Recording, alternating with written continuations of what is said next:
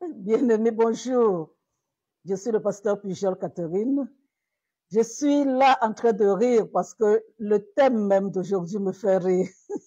Oui, bien-aimé, ça me fait rire. Mon mari me trompe, moi aussi. Donc, bien-aimé, nous sommes dans un monde où les gens se trompent. Ils se trompent eux-mêmes. L'autre trompe, l'autre trompe, et les gens sont là. Oui, bien-aimé. Voilà, c'est ce qui se passe au jour d'aujourd'hui. La fidélité est un terme qui n'existe plus de façon générale. Quand je parle, je ne veux pas dire qu'il n'y a pas de personnes sérieuses, il n'y a pas de personnes fidèles, il y en a. Mais ils sont rares. C'est comme de l'or. Pour trouver ces hommes-là, c'est tout un problème. Oui, bien aimé, monsieur le pasteur Pujol Catherine Nebadjek, assise encore ici dans le cadre de nos conversations quotidiennes. Parce qu'on bavarde. Voilà, c'est ce qu'on fait. Alors, pendant que je n'étais pas là, parce que j'ai passé plusieurs années, bien aimé, hors du pays, je suis venue, j'avais été invitée dans une maison et je m'étais rendu compte que dans ce couple-là, le bonhomme dominait, le mari dominait tellement. Et ils étaient en pleine construction, en plein chantier. Et la femme n'avait même pas la possibilité de dire même comment elle voulait que la cuisine, ne serait-ce que la cuisine, comment elle voulait que la cuisine soit construite. Même là encore, c'était l'homme qui devait décider. Et je lui ai dit, mais c'est pas possible, ma sœur. Comment tu peux accepter ce genre de choses? Quand même, vous êtes un couple, vous êtes mariés officiellement. Toi aussi, tu as ton mot à dire. Qu'est-ce que cette dame m'a dit? Elle m'a dit, ma sœur, il faut nous laisser. Voici comment nous vivons ici. On s'accompagne simplement. Elle me dit, quand on vient se coucher le soir, chaque personne rumine seulement pense à sa journée, ce qu'elle a fait. L'autre aussi pense à ce qu'il a fait. Et voilà, ils sont sur le même lit, ils se couchent. Elle me dit, faire l'amour, c'est comme manger et essuyer sa bouche. Quand tu as mangé, tu as essuyé ta bouche. Il faut vraiment ouvrir ton estomac pour qu'on sache, pour savoir si tu as mangé. Mais sinon, on ne peut pas savoir. Alors l'homme trompe de son côté, la femme trompe de son côté, parce que moi, je vous prends l'exemple du chantier, et c'est ça qui a fait en sorte que cette femme-là me dise ce que je suis en train de vous dire. Mais, en fait, le mari trompait de son côté, et la femme trompait aussi de son côté. Oui, bien aimé. Il y en a qui m'ont dit qu'au lieu de rester là à supporter, ils savent bien que ça ne peut pas changer. Le mari va toujours regarder d'autres femmes, il va toujours coucher avec d'autres femmes. Donc, il vaut mieux qu'elles aussi, qu'elles se débrouillent de leur côté, au moins ça fait moins mal. C'est ce qu'on m'a dit.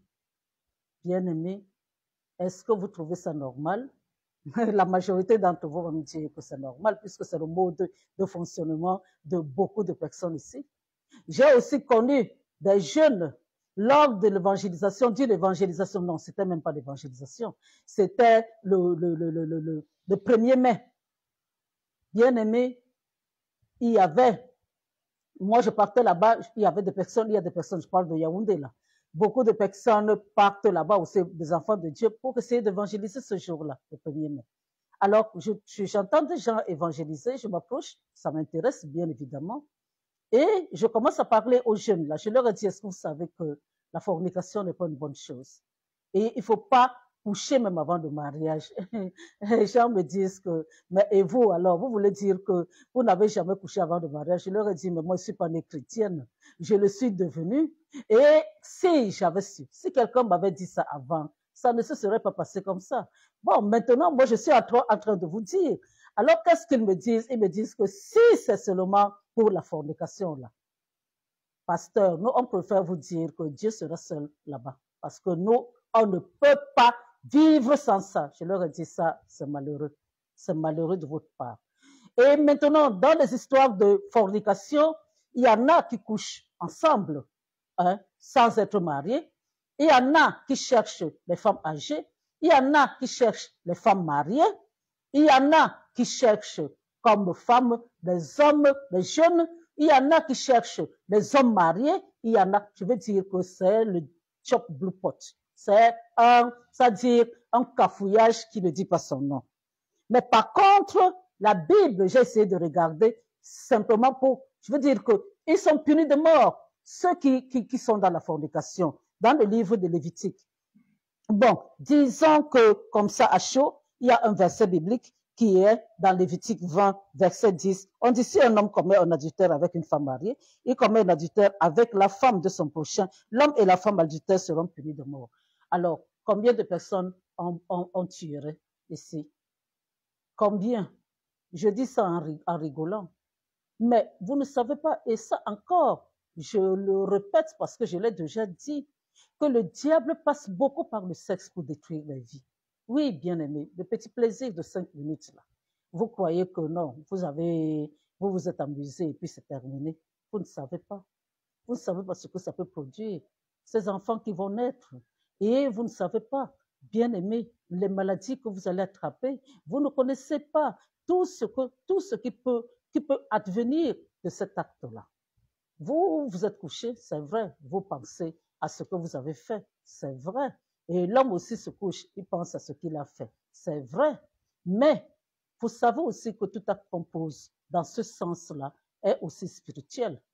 Le mélange de salive, le mélange de sueur, le mélange de sperme, bien aimé, fait en sorte que vous devenez une seule et même chair avec la personne, en dehors de votre femme avec qui vous avez couché, ou alors en dehors de votre mari avec qui vous avez couché. Et alors, bien aimé, vous, peut-être que vous êtes chrétien, mais pas délivré, pas un chrétien assez léger. Vous êtes venu avec des esprits, de mauvais esprits, un ou deux mauvais esprits. Votre mari, lui aussi, avait sa part, venant même de la famille ou de lui-même. Et maintenant, qu'est-ce qui va se passer? Avec les mauvais esprits que vous avez attrapés, l'homme a attrapé dehors, la femme aussi dehors, bien aimé, vous allez cohabiter avec combien de mauvais esprits dans la maison? Vous allez cohabiter avec combien de mauvais esprits? En cas de problème, bien aimé, c'est les machettes qui vont tomber, qui vont sortir. Et c'est comme ça, le diable sera content parce qu'il n'y aura plus la paix dans cette maison. Il n'y aura plus la paix. C'est les bagarres, c'est les engueulades, c'est ce genre de choses. Je dis bien que je ne parle pas du péché qui entraîne la mort. Et automatiquement, de toute manière, quand il y a la bagarre, vous savez comment ça commence, vous ne savez pas comment ça va se terminer. Dans la bagarre, là, quelqu'un peut cogner la tête et c'est terminé. C'est la mort, là. Oui, bien aimé. Donc, alors, bien aimé, l'infidélité n'est pas une bonne chose. L'infidélité n'est pas une bonne chose. Je ne sais pas pourquoi vous mariez. Je vous ai dit que la fois où vous voyez un homme tenir la main d'une femme en Afrique, et surtout en Afrique, au Cameroun, c'est quand c'est la maîtresse, quand il flatte encore, quand elle est dehors. Mais quand c'est la femme, l'homme est devant, la femme est derrière. C'est comme ça. Il n'y a plus de tendresse. Et quand on se parle même, il n'y a pas de tendresse. Je parle de façon générale. Bien aimé, pourquoi alors vous vous mariez? Parce que même si vous ne désirez plus votre épouse ou votre époux, priez Dieu, le Saint-Esprit, il va vous aider. Parce que c'est Dieu qui a créé la sexualité. Le diable essaye seulement il vient seulement pervertir les choses que Dieu a créées. Dieu a créé la sexualité. Ce n'était pas un sujet tabou, mais ça l'est devenu parce que tout ce qui passe entre les mains du diable est caché. Donc, vous pouvez demander à Dieu le Saint-Esprit, puisqu'il est là pendant vos ébats, il est là. Si tu es un chrétien, il faut savoir que quand tu as Dieu le Saint-Esprit avec toi, tu l'entraînes dans tes débats. Il est là, il ne va pas te quitter d'abord parce que tu es en train de faire l'amour, et puis quand tu vas finir, il va revenir. Non, il est là. Donc là où tu es en train de faire tes choses là dehors, tes saletés avec d'autres personnes, il est là. Il voit tout. On dit que tout péché qu'on peut commettre hors du corps, c'est encore hors du corps. Mais le péché que l'on commet, bien aimé, que l'on commet avec son corps, bien aimé, on entraîne automatiquement Dieu, le Saint-Esprit là-dedans. Donc, voilà. Essayez, bien aimé, de vous aimer sincèrement. Essayez. Dieu vous a donné un cœur. Il vous a donné un cœur, bien aimé. C'est pour que vous puissiez vous aimer. Et normalement même, une personne qui est sérieuse, qui est fidèle, bien aimé, vous forcément aimer son partenaire, va aimer son mari ou sa femme, parce qu'il n'y a pas d'élément de comparaison. Mais quand vous commencez à aller dehors, là-bas, l'autre est en gros, l'autre est petit, l'autre est ça dure, l'autre ça ne dure pas. Bien aimé, c'est comme ça qu'il y a des comparaisons. Et après, quand vous revenez, ça devient fade. Ce n'est plus intéressant parce que vous avez connu quelque chose d'autre dehors. Alors que si vous êtes toujours avec la même personne, bien aimé, vous allez vous en contenter, quelles que soient les dimensions, quelle que soit l'endurance, quelle que soit, vous allez vous en contenter et vous allez aimer la personne. Donc, voilà, bien aimé. Moi, je suis toujours là avec mon franc-parler. Je vous ai déversé de peur que j'avais à vous déverser parce que toujours, mes sujets sont toujours trop intéressants. Ils sont longs. Normalement, si je devais les débattre, mais j'essaie seulement de prendre des parties qui sont intéressantes pour que je débatte et avec vous parce que je ne peux pas, mes vidéos ne doivent pas durer. Et vous-même, vous les appréciez parce qu'elles ne durent pas. Donc, bien aimé, si vous avez, vous la femme, un mari qui vous trompe, si vous l'aimez et que vous êtes chrétienne, bien aimé, mettez vos genoux par terre, vous allez prier Dieu et Dieu va arranger le problème. Ne croyez pas que quand vous mettez les genoux là, Dieu se lève, il agit. Non, il est souverain.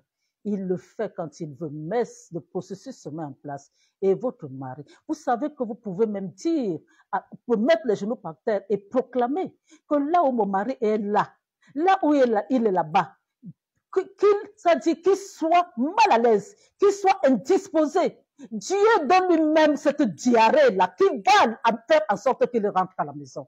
Dieu, même si c'est les chaussures, là, fait en sorte que le corps lui fasse mal aux pieds, qu'il rentre à la maison. Vous allez prier. Bien aimé, vous pouvez rire. Ou alors, même Dieu parfois sourit. Il sait bien que vous n'êtes pas si mal intentionné. Vous voulez seulement récupérer ce qui vous appartient. Donc, alors, c'est comme ça, bien aimé, que la personne va revenir. Vous pouvez que vous pouvez prier, demander une confusion entre les deux, une confusion. Vous envoyez la confusion entre les deux là-bas. Pour qu'il rentre, il va rentrer. Oui, bien aimé. Vous n'êtes pas obligé de tromper votre mari. Hein? Et c'est comme ça, vous les hommes, de toute manière, c'est vous qui amenez la majeure partie des femmes à vous tromper en retour. Ce n'est pas parce que la femme, elle a cette tendance-là. Elle n'a pas cette tendance-là au départ, mais c'est le ras-le-bol qui peut l'amener à le faire. Et je dis bien de façon générale, parce qu'il y a aussi des femmes qui ne sont pas sérieuses de nature. Mais ce n'est pas de ça dont on parle là. On parle de tromper, tromper. Je te trompe, tu me trompes. Je te trompe aujourd'hui, c'est à qui trompera le plus. Et c'est comme un match de football. Bien aimé, essayez de vous respecter. Essayez de vous respecter. Pensez à tout ce que cela implique. Pensez aux engueulades, pensez aux maladies, pensez à l'enfer qui vous guette.